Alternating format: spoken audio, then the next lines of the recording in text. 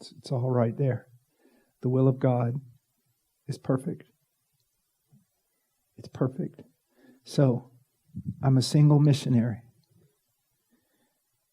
I have the liberty to work 18 hours a day in the ministry.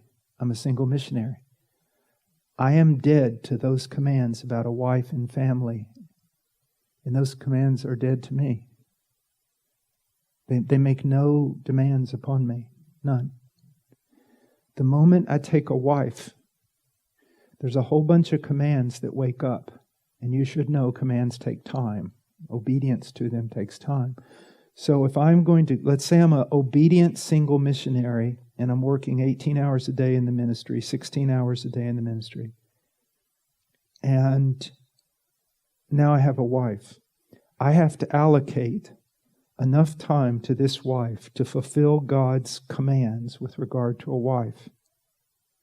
Then when children come, I have to allocate more time to those children. Now, if you say, you know, I'm going to, like I've heard preachers say, sacrifice my family on the altar of service to God, you're actually doing the same thing Adam did. You're blaming God.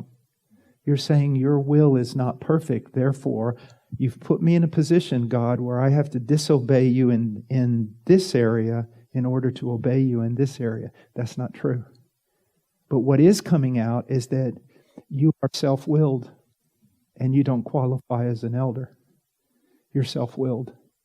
Your ambition is ministry, and your ambition is not the will of God.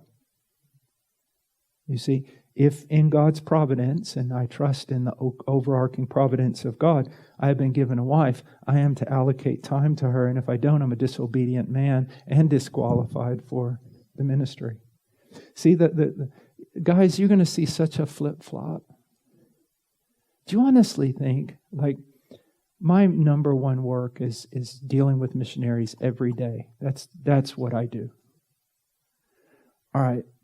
But, you know, I'm asked to do really big conferences. Do you really think that's some kind of a mark of having arrived? Do you really think that's impressive to God? Really? I mean, are you that carnal? Matter of fact, I think sometimes COVID is God's judgment on Reformed Bible conferences.